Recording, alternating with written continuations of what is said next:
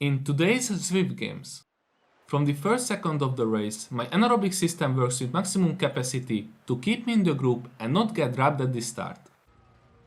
I try to find the highest intensity where my aerobic system is still dominant so I can regenerate a little bit while I'm staying in the back of the first group and keeping the dream alive, finishing in the first half. And I get dropped. The second group catches me and I've got the chance to regenerate my aerobic system back. When I'm fully regenerated, a new group turns up in front of us with a new hope to finish in the first half.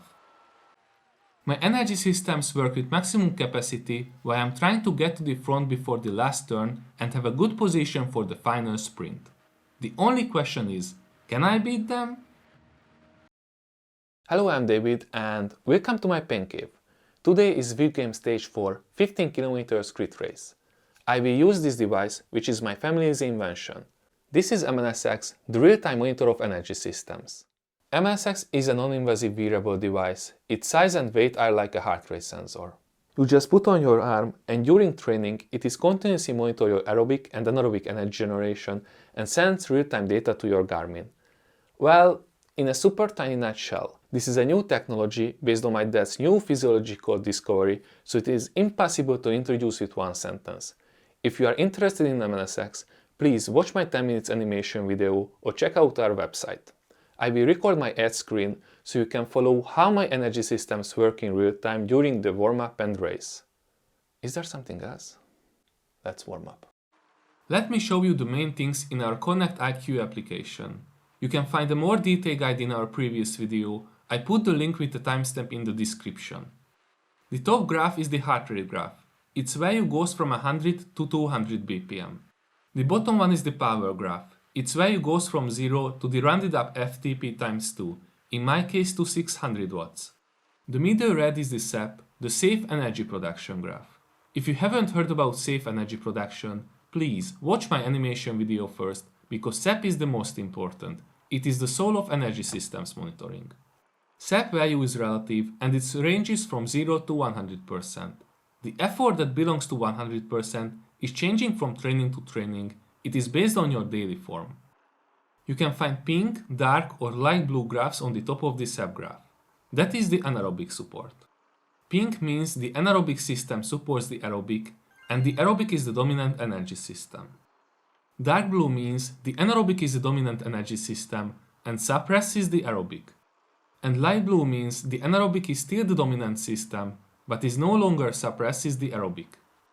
Right above the SEP graph, you can find green blocks which indicate the aerobic system regeneration status. The sidebars don't matter in this video. About the warm-up protocol. The first part notifies my body that I'm going to do some sport, I'm not just going to the fridge. In the second part, I warm up my aerobic system slowly and increase the safe energy production. In the last part with power spikes, I speed up the warm-up process and also wake up my anaerobic system. At my first power spike, my anaerobic system is slow. You can see the process, how it starts supporting the aerobic system after the intensity change, and how the anaerobic system becomes dominant and starts suppressing the aerobic. At the rest of the power spikes, my anaerobic system has already woken up, and it becomes dominant instantly after the intensity changes. This was a new warm-up protocol, and unfortunately it wasn't optimal. Mostly because the lack of time. That's my bad, I couldn't warm up properly. The perfect warm-up level is always different and it depends on your abilities, the momentary form and what you are going to do next. My SEP is 66% while it should be above 85%. In aspect of this video, it is actually a good thing because at least you can see what will happen if you don't warm up properly before a race. In my case it is bad, because I will suffer in a second. As the race starts, I have to pump up the watts. Because the intensity's energy consumption is way higher than my aerobic energy production, I need a huge anaerobic support.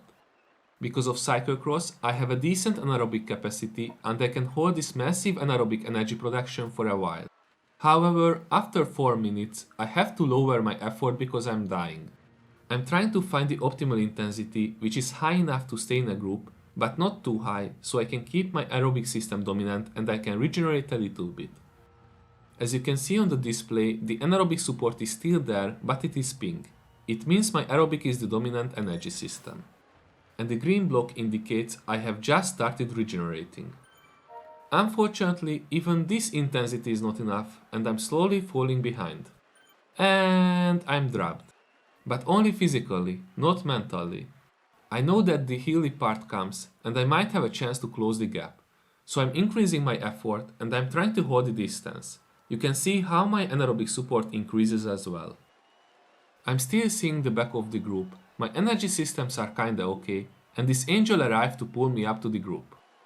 I'm super confident, I just have to stay on his wheel and still have a chance to join the... Okay, never mind. The dream died. Okay, plan B, waiting for the second group and hunting down the drop riders from the first. The second group catches me and this is super good because I can lower my effort and regenerate my energy systems much more easily. In the last 5 minutes, I completely regenerated my aerobic system and increased my SEP to around 90%. This is the best scenario for me for the second half of the race. I only need a small anaerobic support when we are climbing or speeding up after a corner, and after each high effort I can regenerate immediately. Let's jump to the fourth climb. This is the moment when I notice there is a bigger group in front of us and we can still hunt them down. This gives me extra power and motivation to climb this hill, and as you can see my anaerobic system turns immediately dominant. I'm in a hunting mode with full focus. Well, because we have already been racing for more than 50 minutes, I'm getting tired and I can't stay in hunting mode for too long. But at least the pace is low so I can regenerate easily. The last climb comes and we almost catch the front group. My SEP is around 95% and I'm fully regenerated. I want to close the gap on the climb and I put in a huge effort to get to the front. Maximal anaerobic support again, back to hunting mode. But I can't get closer. Whatever, I don't give up. I'm hoping they will get exhausted earlier than me. Well, they don't. B-Cat riders are brutal and insanely strong. At the last turn, I'm still in the last position and my anaerobic system is just running out of energy. I used all my power. I'm depleted. I can beat a few guys in sprint, but I'm still finishing the second half of the racers.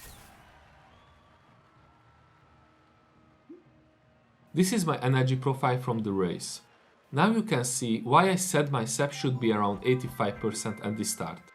I could have performed better in this race if I had avoided this massive anaerobic support with proper warm-up. Overall it was a good race, I loved it, and I hope you liked it too. Thank you very much for watching this video. Let me know if you have any questions, and if you want to monitor your energy systems, check out our website.